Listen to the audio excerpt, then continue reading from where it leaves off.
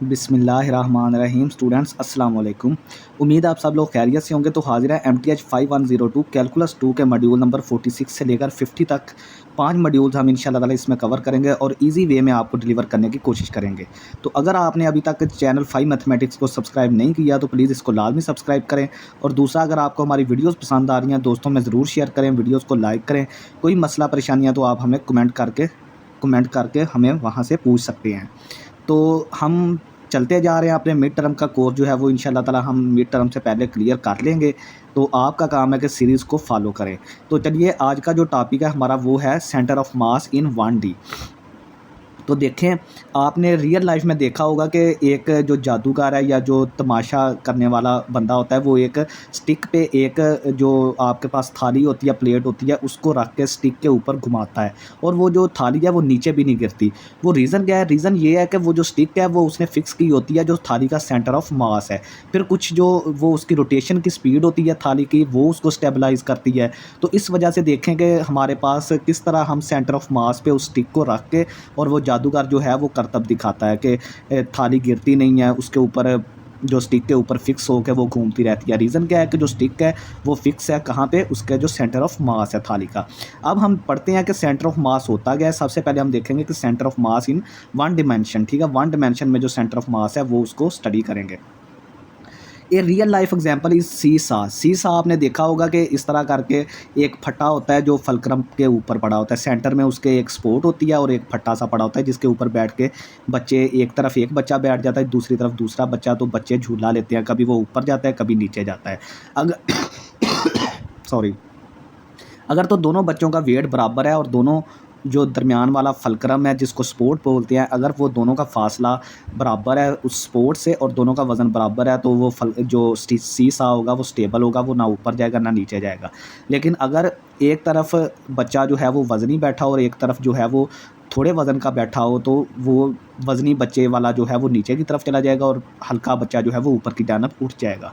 तो एक तो तरीका ये है कि जो भारी बच्चा है उसको थोड़ा सा आगे फलक्रम या स्पोर्ट की तरफ आप कहेंगे। ये देख लें, ये आप इसको समझिए कि ये आपका सीसा है, ये नीचे स्पोर्ट है। इस तरफ मैंने एक मास M1 रखा है और इस तरफ ये मास M2 रखा है।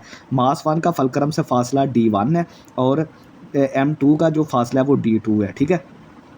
तो देखेंगे, एक तो तरीका ये है इसको स्टेबल करने का, आप ये जो मासेस हैं इनकी पोजीशन चेंज कर दें, यानी इनको फलक्रम से दूर ले जाएं या इनको करीब ले जाएं। दूसरा जो हम आम तौर पर करते हैं वो तरीका ये है कि फलक्रम को मूव करवा देते हैं। ये जो नीचे सपोर्ट होती है इसको आगे या पीछे मूव करवा के इसको बैलेंस करते हैं।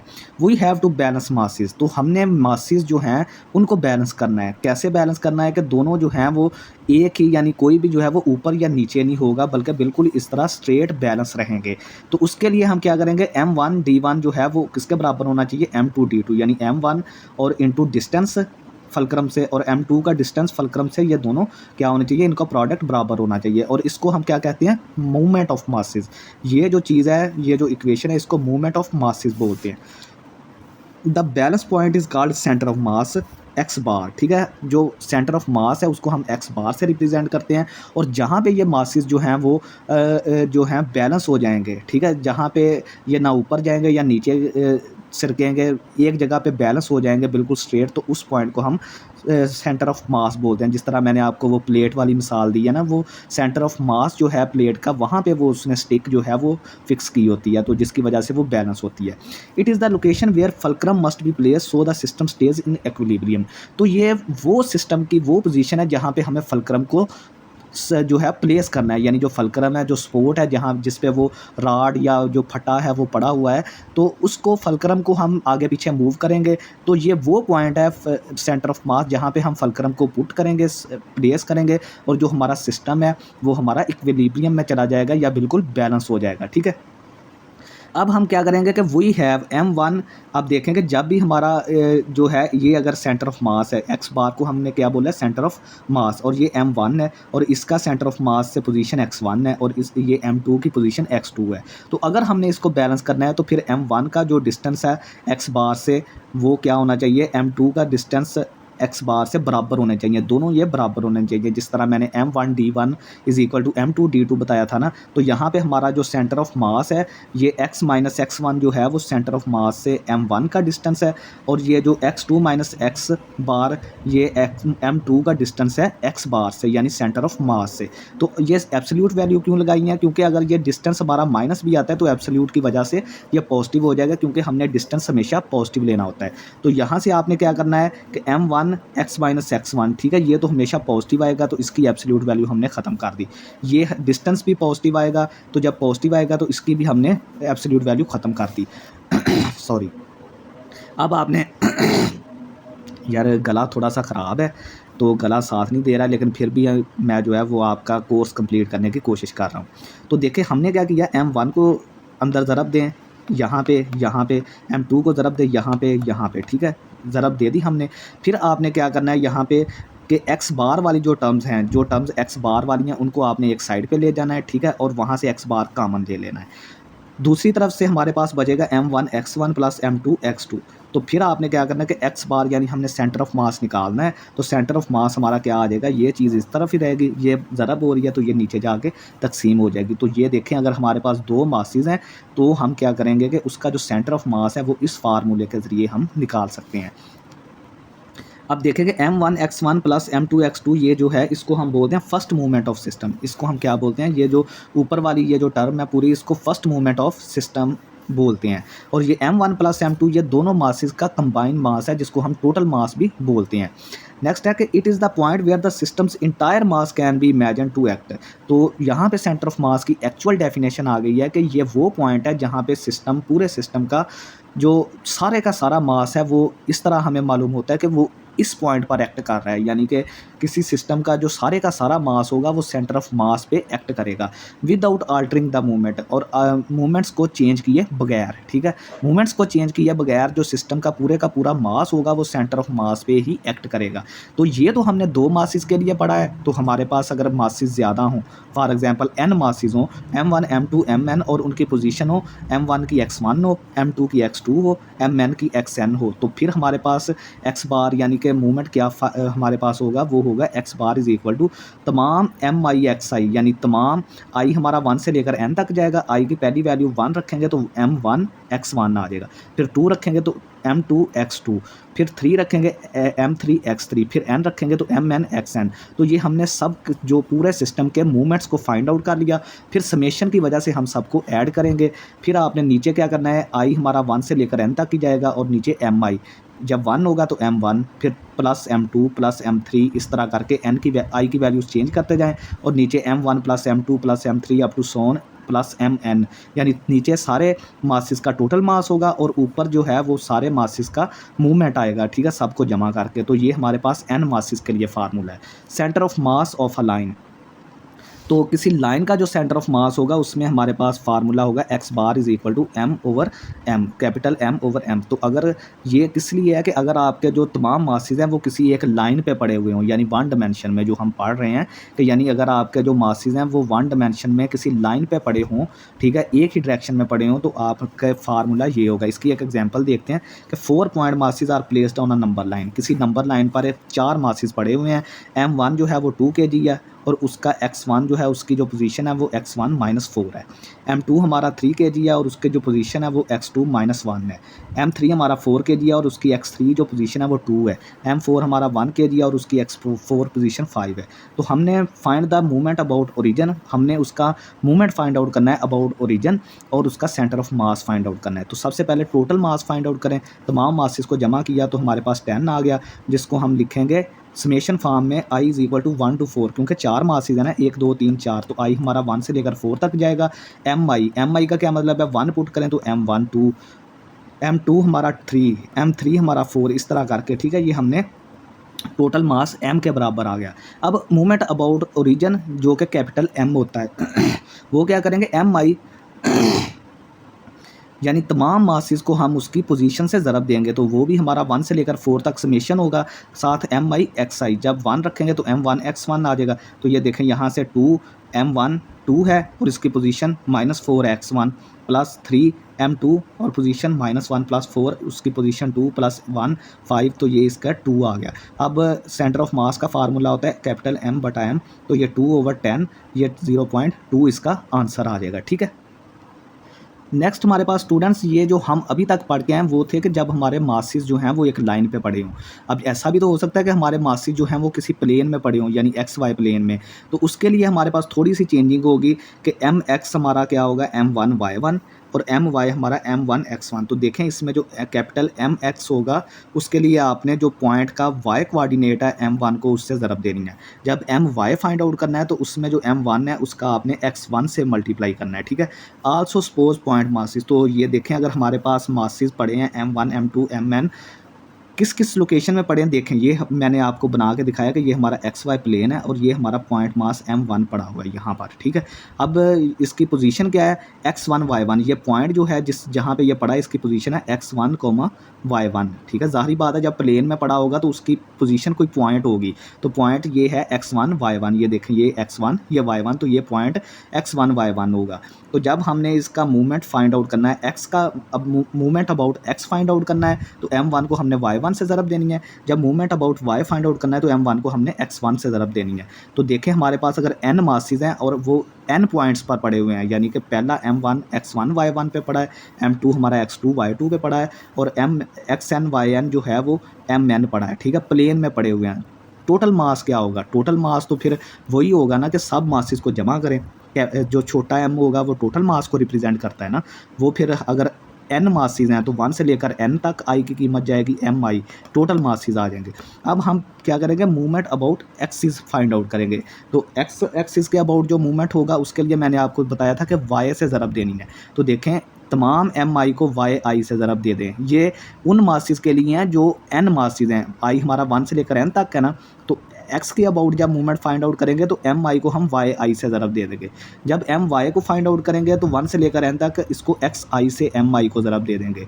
तो सेंटर ऑफ मास जो है वो उसके कोऑर्डिनेट्स फिर क्या होंगे x बार, y बार। ज़ाहिर बात है जब फिर सेंटर ऑफ मास कैलकुलेट करेंगे तो वो भी एक पॉइंट पे होगा।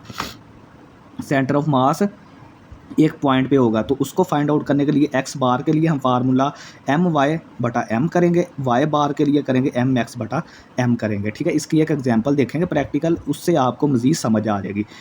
काम वही है, सिर्फ हमने क्या करना है मूवमेंट्स अबाउट x एक्सिस करना है और मूवमेंट्स अबाउट y एक्सिस। वहाँ पे हमने सिर्फ क्या किया था मूवमेंट्स अबाउट लाइन किया था, सिर्फ एक सिंपल लाइन पे पड़े हुए थे तो वहाँ पे ईजी था। यहाँ पे अब प्लेन में पड़े हुए हैं तो प्लेन के लिए y एक्सिस और x एक्सिस दोनों के अबाउट हम मूवमेंट्स फाइंड आउट करेंगे। तो इसकी एक प्रैक्टिकल एग्जांपल देखते हैं कि 4 point masses are positioned in x y plane as follows. M1 हमारा पड़ा है 1,2 पर, M2 हमारा 3 kg 4,1, M3 हमारा 5 kg 2,5 और M4 हमारा 4 kg 3,3 पर। हमने जो है वो सेंटर ऑफ मास के कोऑर्डिनेट्स फाइंड आउट करने, यानी x बार y बार फाइंड आउट करना है। ठीक है। ये फाइंड आउट करना है जो हम जिसका फार्मूला ऊपर पढ़ के आए हैं। अब टोटल मास पहले सबको जमा करें, 14 kg आ गया। अब movements about x axis find out करना है। तो mx जब movements about x axis find out करना है तो आपने m1 को पहले y1 से देना है, जमा करें, m2 को y2 से। ये जो मैंने आपको यहाँ पे समेशंस वाला काम बताया है, ठीक है, ये समेशन वाला काम ही मैं कर रहा हूँ। ठीक है। ये तो n मासेस के लिए था ना समेशन। देखें i जब 1 रखेंगे तो m1 y1, यहाँ पे देखें m1 y1, m2 y2, ये m2 y2, m3 y3, ठीक है, m4 y4। ठीक है। सिंपल ये मूवमेंट्स अबाउट x एक्सिस आ गया। अब क्या करना है m1 की वैल्यू 2 है, y1 पहला पॉइंट ये था तो इसमें y1 की कीमत 2 आ गई तो 2 रखें। m2 हमारा 3 था तो दूसरे पॉइंट पे y2 की कीमत ये आ गई तो ये 1 रख दिया। इस तरह करके आपने 5 रखना है और ये y3 है, ये 4 रखें और ये y4 हमारा भी 3 है। ठीक है। तो ये इसको सबको सम करें 44। मूवमेंट्स अबाउट y एक्सिस क्या होगा m1 x1। ठीक है। जब y की बात करेंगे तो x1 से ज़रा x2 से x3 x4 से और सबको जमा करेंगे। ठीक है। 2 आ गया पहला मास और x1 की वैल्यू 1 है, x2 की वैल्यू 4 है, x3 की वैल्यू 2 है, फिर x4 की वैल्यू 3 है। ठीक है। तो ये देखें मैंने तमाम मासेस को x1 x2 x3 से ज़रब देके सम किया, ये आ गया। x बार क्या आ गया my/m, ये हम पीछे पढ़ के हैं फार्मूला। 36/14 आ गया, तो ये आ गया। वाई बार क्या आ गया, mx/m, ठीक है। ये फार्मूले आपने याद रखने हैं, ठीक है। 44/14, तो ये 3.143 आ जाएगा, ठीक है। अब हम बात करते हैं centre of mass of a thin plate. ये lamina can be described as a 2D region lying in a plane. तो अगर किसी भी प्लेन में कोई 2D रीजन पड़ा है, जैसे कोई रेक्टेंगल पड़ी है, कोई ट्राइंगल पड़ी है, कोई सर्कल पड़ा है, तो ये क्या होते हैं, ये 2D रीजन्स होते हैं। तो जब किसी भी 2D रीजन को हम किसी प्लेन में रखते हैं तो उसको हम जनरल लेमिना बोलते हैं, ठीक है, लेमिना बोल देते हैं। जब भी कोई भी 2D रीजन, जिस तरह के स्क्वायर हो गया, रेक्टेंगल हो गई, ट्राइंगल होगी, सर्कल हो गया, तो जब इसको हम प्लेन में रखते हैं तो ये क्या बन जाता है, लेमिना बन जाता है। The geometric centre of this region is called centroid. तो ये जो हमारा फिर लेमिना होगा, जिसको हमने 2D रीजन को जिसको हमने लेमिना बोला है 2D रीजन को, तो जो उसका ज्योमेट्रिक सेंटर होगा ना, उसी को ही हम सेंट्राइड बोल देते हैं, ठीक है। यानी उसी को क्या बोल देते हैं, सेंट्रॉइड। यानी कि जो ज्योमेट्रिक सेंटर होगा, जिस तरह के सर्कल है, सर्कल का ज्योमेट्रिक सेंटर ये बनता है, ये देखें, ठीक है। तो यही इसका क्या होगा, सेंटर ऑफ मास होगा या सेंट्राइड होगा। For uniform density centroid is centre of मास। तो अगर तो उस रीजन की, यानी कि अगर सर्कल है या फिर वो रेक्टेंगल है या कोई और चीज़ है, तो अगर तो उसकी डेंसिटी जो है वो यूनिफॉर्म है, थ्रू आउट यूनिफॉर्म है, तो फिर क्या करेंगे कि सेंट्राइड को हम सेंटर ऑफ मास बोल देंगे। Let us begin with the lamina in the form of rectangle. तो यहाँ पे हम एक जो रेक्टेंगल है उसको हम लेमिना के तौर पर ले रहे हैं। यानी कि एक रेक्टेंगल को हमने 2D रीजन हमारा रेक्टेंगल है और उसको हमने एक प्लेन में रखा है और उसको हमने लेमिना कंसीडर किया है, तो उसको हम स्टडी करते हैं। ये देखें, ये हमारी क्या है, एक रेक्टेंगल है। तो इसका सेंट्राइड ज्योमेट्रिक सेंटर कहाँ पे होता है, जहाँ पे इसके ये दो डायगोनल्स आपस में इंटरसेक्ट करते हैं, ठीक है। इसको हम क्या बोल देते हैं, ये इसका सेंट्राइड है। नेक्स्ट हमारे पास है सिमेट्री प्रिंसिपल। सिमेट्री प्रिंसिपल जो है वो हमें सेंट्राइड या centre of mass find out करने में बहुत ज़्यादा हेल्प करता है। इस प्रिंसिपल की वजह से हम इजीली फाइंड आउट कर सकते हैं। वो कहता है कि अगर if a region R is symmetric about a line L, अगर कोई भी रीजन जो 2D लेमिना या कोई भी लेमिना या कोई रीजन अगर सिमेट्रिक है किसी लाइन एल के, तो जो सेंट्राइड होगा या सेंटर ऑफ मास होगा उस रीजन का, उस लेमिना का, वो उसी लाइन पर एल पर होगा, कहीं ना कहीं उसी लाइन पर होगा। तो इसकी एग्जांपल देखते हैं कि ये देखें, ये जो सर्कल है ना, सर्कल हमेशा अपने उस लाइन के सिमेट्रिक होता है जो उसके सेंटर से गुजरती है। ऐसी लाइन जो सर्कल के सेंटर से गुजरे वो सर्कल उसके सिमेट्रिक होता है। तो कोई भी सर्कल होगा फिर उसका जो सेंटर ऑफ मास होगा वो इसी लाइन पर होगा। ये लाइन हो सकती है, ये लाइन भी सेंटर से गुजर रही है, तो इसका सेंटर ऑफ मास इस प्रिंसिपल के थ्रू किसी पॉइंट पर, इसी लाइन के किसी पॉइंट पर होगा। इसी तरह अगर आइसोसेलेस ट्रायंगल, ये देखें, ये आइसोसेलेस ट्रायंगल है। अगर आप इसका, ये वर्टेक्स होता है और ये नीचे बेस होती है, अगर इसके वर्टेक्स से बेस तक एक परपेंडिकुलर गिराएं तो ये सिमेट्रिक हो जाती है इस परपेंडिकुलर के। यानी सिमेट्रिक क्या है, देखें कि इस लाइन के इस तरफ भी सेम है और इस लाइन के इस तरफ भी सेम है, इस चीज़ को सिमेट्रिक बोलते हैं। तो जो इस ट्राइंगल का सेंटर ऑफ मास होगा वो इसी परपेंडिकुलर पे कहीं होगा, क्योंकि ये इसका एक्सिस ऑफ सिमेट्री है ना, यहाँ पे इस लाइन का जो है वो सिमेट्री पॉइंट कहीं सेंट्राइड इसी लाइन पर वाक़या होगा। ठीक हो गया, ये इजी है, ये कोई कंसेप्ट इतना मुश्किल नहीं है, आप इजीली इसको देख सकते हैं। जिस तरह मैंने आपको सर्कल का बताया और ट्राइंगल की ये एग्जांपल दे दी है, ठीक है। नेक्स्ट हमारे पास जनरल लेमिना 1। अब हमारे पास क्या है कि हमने एक जनरल लेमिना ले लिया, ठीक है। जनरल लेमिना जिस तरह के आप देखें कि ये देखें, ये हमारे पास एक फंक्शन एफ ऑफ एक्स है, ठीक है। इसके नीचे जो एरिया अंडर द कर्व है, ठीक है, वो हमने क्या किया कि एक रेक्टेंगल शेप का एक लेमिना ले लिया, ठीक है। तो ये जो लेमिना है, ये इसका जो एक्सिस ऑफ सिमेट्री है या लाइन ऑफ सिमेट्री है वो इस तरह, ये लाइन है ये वाली, ठीक है। ये जो जनरल लेमिना है इसका जो लाइन ऑफ सिमेट्री है वो ये लाइन है। तो देखें, इसका जो सेंट्राइड होगा वो इसी लाइन पर वाक़या होगा, इसी के लाइन के मिड पॉइंट पर, ठीक है। तो देखें, मिड पॉइंट का फार्मूला क्या होता है, xi-1 + xi/2, यह मिड पॉइंट का फार्मूला है। सेंट्राइड इसका कहाँ पे होगा, xi स्टार, यानी कि 1/2 fxi स्टार, ठीक है। यानी कि xi स्टार यानी कि ये जो इसका इस लाइन का जो x कोऑर्डिनेट है, और जब फंक्शन में पुट करेंगे इस पॉइंट को तो वो उसका y कोऑर्डिनेट बन जाएगा, ठीक है। जब हमने इस पॉइंट को फंक्शन में पुट किया तो y कोऑर्डिनेट सेंट्राइड का बन जाएगा। और 1/2 क्यों आया, क्योंकि ये देखें, ये कहाँ पे लाई कर रहा है, ये कहीं मिड पॉइंट पे लाई कर रहा है, ठीक है। अब मास ऑफ रेक्टेंगल हमारे पास क्या आ गया, mi बराबर आ गया। हमने क्या किया कि इसका एक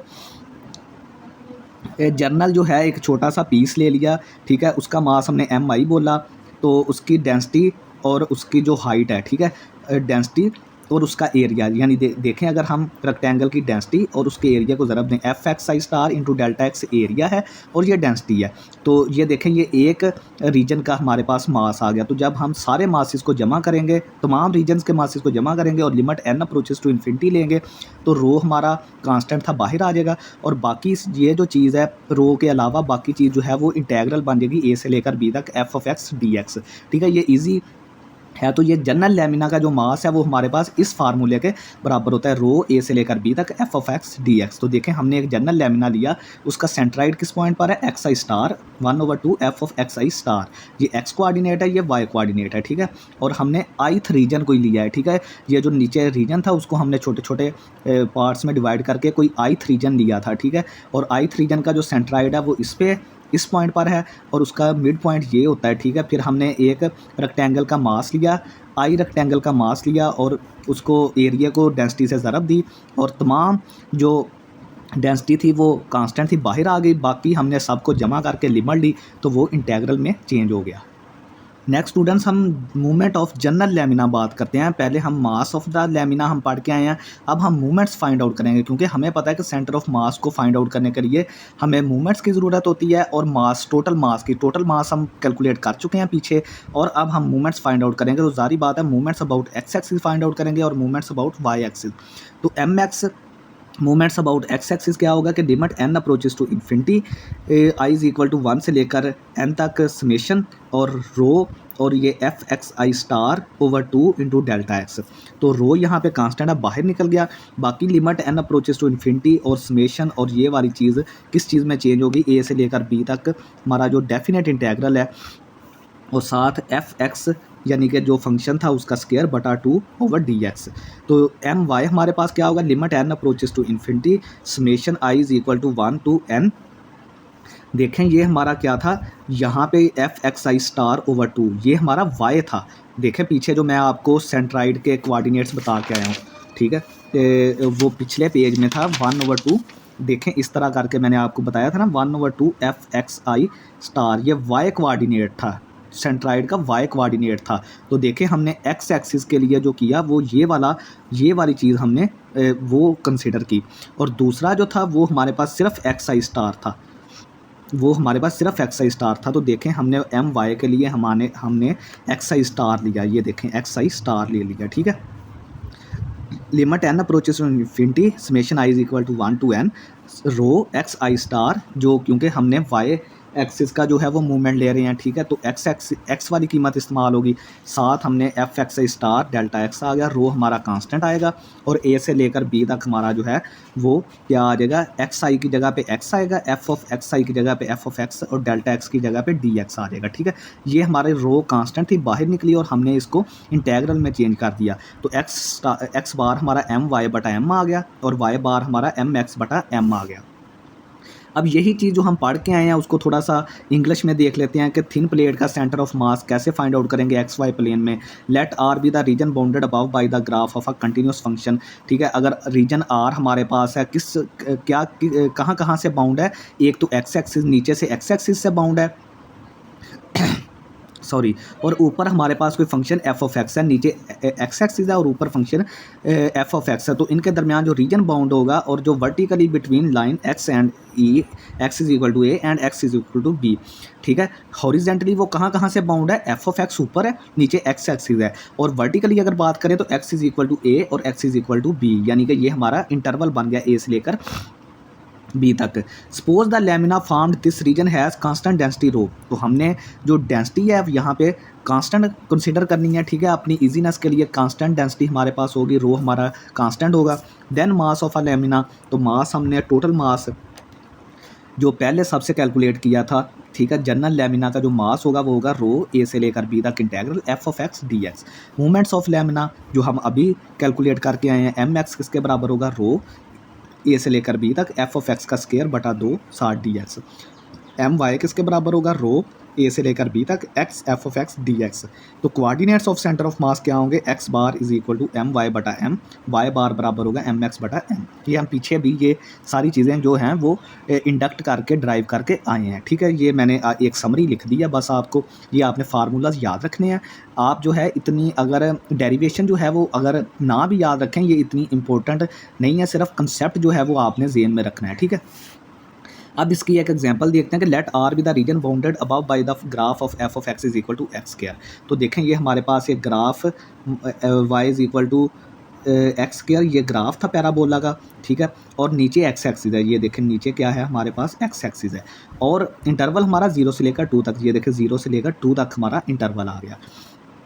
फाइंड सेंट्राइड ऑफ रीजन, तो इस रीजन का ये जो मैंने कलर किया हुआ है रीजन, इसका आपने सेंट्राइड फाइंड आउट करना है। Since rho is constant take rho is equal to 1। तो जब हम पीछे भी पढ़ के आए हैं, अभी के जो डेंसिटी है वो हमने कांस्टेंट रखनी है लेमिना की, तो कांस्टेंट रखने के लिए हम उसको 1 रख लेंगे अपनी कैलकुलेशन की ईजीनेस के लिए। टोटल मास हमारा क्या आ जाएगा, टोटल मास का फार्मूला लगाएं, मास इज इक्वल टू रो 0 से लेकर 2 तक इंटरवल है, F of x d x, f of x हमारा एक्स स्क्वायर साथ डी एक्स, एक्स स्क्वायर की इंटीग्रेशन एक्स की 3/3, 2 पुट करें तो 8/3, नीचे 0 पुट करने की ज़रूरत नहीं है क्योंकि वो आंसर 0 आएगा। नेक्स्ट हमारे पास है मूवमेंट अबाउट वाई एक्सिस, जिसको हम एम वाई बोलते हैं। तो इसका फार्मूला होता है रो कांस्टेंट है, बाहर आया हुआ है 0 से लेकर 2 तक एक्स, तो साथ एक्स, और हमारे पास क्या होता है यहाँ पे 1 मिनट, एक्स, ये फार्मूला ये होता है एफ ऑफ एक्स का स्क्वायर बटा 2, एफ ऑफ एक्स का स्क्वायर बटा 2 आ जाएगा, ठीक है। एफ ऑफ एक्स का स्क्वायर बटा 2, 1 मिनट, सॉरी यहाँ पे हम पहले एम वाई कैलकुलेट करने लगे हैं। तो एम वाई का ये फार्मूला होता है कि रो ए से लेकर बी तक x f of x d x. तो देखें ये एक्स आ गया, यहाँ पे एफ ऑफ एक्स की जगह पे एक्स स्क्वायर है, क्योंकि x square F of x की वैल्यू है, तो साथ डी एक्स आ गया, तो इसकी वैल्यू एक्स की पावर 3 आ गई, और इसको इंटीग्रेट करेंगे एक्स की 4/4 आ जाएगा, और अपर लिमिट पुट करेंगे, नीचे वाली 0 है तो ज़रूरत नहीं है, 16/4, और इसका आंसर 4 आ जाएगा। अब हम एम एक्स फाइंड आउट करेंगे, मूवमेंट अबाउट एक्स एक्सिस। तो इसका फार्मूला होता है एफ ऑफ एक्स बटा 2, ठीक है, ए से लेकर बी तक। तो ये 1/2, और रो जो है, रो तो पहले ही कांस्टेंट थी वो हमने बाहर निकाल ली, और ये जो नीचे वाला 1/2 होता है, जो एफ ऑफ एक्स के नीचे 2 होता है, उसको भी हमने 1/2 को बाहर निकाल लिया 0 से लेकर 2 तक। और एफ ऑफ एक्स का होता है स्क्वायर, ठीक है, एफ ऑफ एक्स का क्या होता है स्क्वायर। ये देखें ये 1/2 रो कांस्टेंट थी बाहर निकला हुआ है, 1/2 भी कांस्टेंट था बाहर निकालिए, और एफ ऑफ एक्स का स्क्वायर, यहाँ पे एफ ऑफ एक्स का स्क्वायर करेंगे तो एक्स की पावर क्या आ जाएगी, 4 आ जाएगी। एक्स की पावर 4 की इंटीग्रेशन होती है, क्या होती है हमारे पास एक्स की 5/5, रो की वैल्यू तो 1 है, तो 1 यहाँ पे 1/2 बन गया, ठीक है। 1 यहाँ पे पुट कर दें, तो अपर लिमिट पुट की, तो नीचे वाली पुट करने की ज़रूरत नहीं है, 16/5 आ गया। इसको थोड़ा सा सॉल्व करें अपर लिमिट पुट करके, ठीक है। अब कोऑर्डिनेट्स क्या होंगे, एक्स बार एम वाई बटा एम, 4/8/3, ठीक है, ये 3/2 आ गया है। वाई बार किसके बराबर आ गया, 16/5 ज़रबे 3/8, ठीक है। ये जो हम वैल्यू कैलकुलेट्स करके आए हैं 6/5। तो देखें जो हमने सेंट्राइड जो है रीजन का वो किस पॉइंट पर है, 3/2 वाई की एक्स की वैल्यू और इसकी वैल्यू। सिंपल आपने जो 3 फार्मूले मास के, movements about x axis, movements about y axis, ये कैलकुलेट करके और फिर आपने एक्स बार और वाई बार फाइंड आउट कर लेना है, ठीक है। ये कोई मुश्किल काम नहीं है, जो आपको तीनों फार्मूले में बता चुका हूँ। अब अगर सेंटर ऑफ मास हमारा जो लेमिना है वो 2 कर्व्स के दरमियान बाउंड है, यानी यहाँ पे तो नीचे एक्स एक्सिस था और ऊपर एक कर्व थी, लेकिन अगर जो लेमिना है वो 2 फंक्शंस के दरमियान बाउंड हो, तो फिर उसका सेंटर ऑफ मास कैसे फाइंड आउट करेंगे। Consider a region that lies between 2 continuous curves. तो यहाँ पे हमारा जो लेमिना होगा वो 2 कंटिन्यूस कर्व्स के दरमियान लाई करेगा। It is bounded above by f of x and below by g of x. ये ऊपर उसके एफ ऑफ एक्स होगा फंक्शन, नीचे उसके जी ऑफ एक्स होगा, ठीक है। देखते हैं इसको पिक्चर में, by another continuous function g of x, ठीक है। ये देखें ऊपर इसके एफ ऑफ एक्स है, नीचे इसके जी ऑफ एक्स है, और वर्टिकली कहाँ से बाउंड है, ए से लेकर बी तक। तो देखें ये ए पॉइंट है, ये बी पॉइंट, तो जिस पोर्शन को मैंने कलर किया हुआ है ये आपका जनरल लेमिना यहाँ पे बन गया। तो अब आपने क्या करना है, यहाँ पे भी जो डेंसिटी है आपने कांस्टेंट रखनी है, ठीक है, रो हमारा कांस्टेंट होगा। मास ऑफ लेमिना क्या आएगा, मास ऑफ लेमिना एम से डिनोट करते हैं, स्मॉल एम से। सिंपल आपने क्या करना है कि यहाँ पे रो तो आपका वैसे ही आएगा, ए से लेकर बी तक भी वैसे ही आएगा, लेकिन पहले हमारा सिर्फ f of x d x आ रहा है ना, तो यहाँ पे 2 फंक्शन है ना, अपर वाला फंक्शन माइनस करके जी ऑफ एक्स नीचे वाला माइनस कर दें 60 dx, यानी पहले हमारा फार्मूला होता है रो ए से लेकर बी तक f of x d x mass का फार्मूला। अब फंक्शन दो हैं तो अपर फंक्शन से नीचे वाला माइनस करके सिंपल आपने ये चीज़ लिख के 60 dx आ जाएगा। Movements about coordinate axis M x क्या आ जाएगा, एम एक्स हमारा क्या आ जाएगा, वो आ जाएगा रो ए से लेकर बी तक 1/2 जो फंक्शन इस तरह होता है ना एफ ऑफ एक्स इसका स्क्वायर बटा 2 ए से लेकर बी तक रो। पहले हमने ये पढ़ा था ना मूवमेंट अबाउट एक्स एक्सिस, तो अब आपने क्या करना है कि ये 1/2 ये अलहदा कर दिया, एफ ऑफ एक्स का स्क्वायर करके माइनस उसमें कर दें जी ऑफ एक्स का स्क्वायर, क्योंकि अब हमारे फंक्शन दो आ गए हैं। ठीक है, पहले सिर्फ एफ ऑफ एक्स का स्क्वायर आ रहा था, अब हमने क्या करना है माइनस कर देना है जी ऑफ एक्स का स्क्वायर, क्योंकि दो फंक्शन हमारे यहाँ पे आ रहे हैं साथ, डी एक्स वैसे ही आ जाएगा। ठीक है, अब मूवमेंट अबाउट वाई एक्सिस क्या होता है, वाई एक्सिस के लिए रो होता है ए से लेकर बी तक आ जाएगा, एक्स साथ होता है सिर्फ f of x d x, x साथ पहले था f of x d x, लेकिन अब दो फंक्शन है तो f of x minus g of x. Simple आपने क्या करना था कि जहाँ जहाँ पे आपका एफ ऑफ एक्स था वहाँ वहाँ पे आपने दो फंक्शंस की वजह से f of x minus g of x put कर देना है। ठीक है, ये देखिए यहाँ पे भी हमने मास के लिए भी यही किया, मूवमेंट अबाउट वाई एक्सिस के लिए भी यही किया, ये साथ एक्स पहले ही मौजूद था पहले वाले फार्मूले। और एम एक्स के लिए हमने क्या किया कि दोनों का पहले एफ ऑफ एक्स का स्क्वायर होता था, अब दोनों का स्क्वायर माइनस करके हमने बटा 2 कर दिया। ठीक है, और coordinates of centre of mass वो हमारे पास वही रहेंगे एम वाई बटा एम एक्स बटा एम। इसकी एक एग्जांपल देखते हैं कि let R be the region bounded above by f of x is equal to 4 minus x square. ठीक है, ये हमारा ऊपर वाला फंक्शन है, ये एफ ऑफ एक्स, नीचे वाला फंक्शन एक्स माइनस 2, ये एक स्ट्रेट लाइन है, ये देखें। ठीक है, ये क्या है, स्ट्रेट लाइन है। तो रीजन जो है मैंने कलर किया हुआ है, ये देखें ये वाला। ठीक है, रीजन मैंने कलर किया हुआ है। ठीक है, वर्टिकल लाइंस क्या है, vertical lines where two curves meet, तो आपने जो इसका इंटरवल लेना है वो वहाँ से लेना है जहाँ ये दोनों लाइंस मीट कर रही हैं। तो देखें ये लाइंस कहाँ कहाँ पे मीट कर रही हैं, ये कर रही हैं -3 और 2 पर। ये पॉइंट जहाँ पे एक्स एक्सिस को कट कर रहा है और ये पॉइंट कर्व का जहाँ पे एक्स एक्सिस को कट कर रहा है, ये -3 है, ये 2 है, तो हमारा इंटरवल -3 से लेकर 2 तक हो जाए, क्योंकि उसने कहा है कि जहाँ पे कर्व कट कर रही है एक्स एक्सिस को वो पॉइंट्स आपने लेने हैं। ठीक है, तो हमारा इंटरवल -3 से लेकर 2 तक हो जाएगा। हमने इसका सेंट्राइड फाइंड आउट करना है और आपने रो को कांस्टेंट लेना है। तो रो को जब कांस्टेंट लेना है तो रो को 1 पुट कर लें। तो हमारे जो पॉइंट्स ऑफ इंटरसेक्शन होंगे या इंटरवल जो है वो हम कैसे फाइंड आउट करेंगे, दोनों फंक्शंस को बराबर रख के वहाँ से एक्स की वैल्यूज़ 2 आएंगी, एक -3 आएगी, एक 2 आएगी। ठीक है, ये दोनों इक्वेशंस को सॉल्व करें, एक क्वाड्रेटिक इक्वेशन बनेगी, उससे आपको एक्स की 2 वैल्यूज़ मिलेंगी, एक -3 मिलेगी, एक 2 मिलेगी, तो इंटरवल हमारा -3 से लेकर 2 तक हो जाएगा।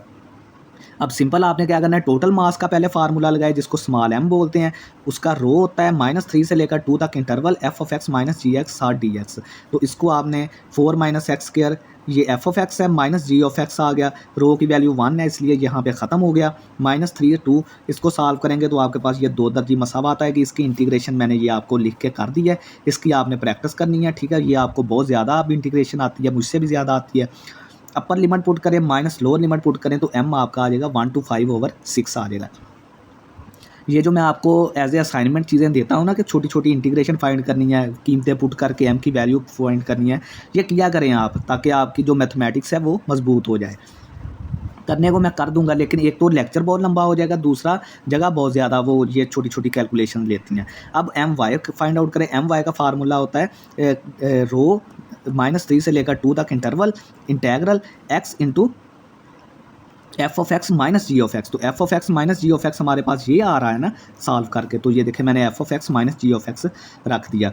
ये अब क्या होगा, इसकी इंटीग्रेशन कर लें, इंटीग्रेशन ये आएगी, ठीक हो गया। बल्कि पहले एक्स से ज़रब दें, ठीक है, एक्स से ज़रब दें सबको, फिर इंटीग्रेशन करनी है, फिर अपर लिमिट पुट करें, फिर लोअर लिमिट पुट करें। तो एम वाई हमारा आ जाएगा -1 to 5/12।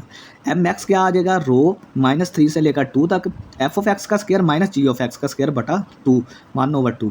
तो 1/2 को बाहर निकाल लें तो ये 0 के बराबर है। ठीक है, 0 के बराबर। सेंट्राइड कोऑर्डिनेट्स क्या आ गए हमारा, एक्स बार इसके बराबर आ गया, एम वाई की वैल्यू रखें, नीचे एम की रखें, वाई बार हमारा M x is equal to M, ठीक है, और इज़ इक्वल टू -1/2 आ जाएगा। ठीक है, अब देखेंगे इसका जो सेंट्राइड है ना वो कहीं यहाँ पे एक्स एक्सिस पे लाई कर रहा है। ठीक है, एक्स एक्सिस पे लाई कर रहा है, इस वजह से ये क्या हुआ कि 0 के बराबर आ गया, इसका वाई कोऑर्डिनेट क्या आ गया, 0 के बराबर आ गया। ठीक है, तो ये इस वजह से हमारा वाई कोऑर्डिनेट 0 आ गया, ठीक है। और ये हमने जो है वो फाइंड आउट कर लिया, x की वैल्यू -1/2 आ गई, ठीक है। तो यहाँ पे स्टूडेंट्स हमारा आज का लेक्चर खत्म होता है। उम्मीद है आपको समझ आई होगी। कोई मसला परेशानी है तो कमेंट करें, चैनल को लाजमी सब्सक्राइब करें। बहुत शुक्रिया, अल्लाह हाफिज़।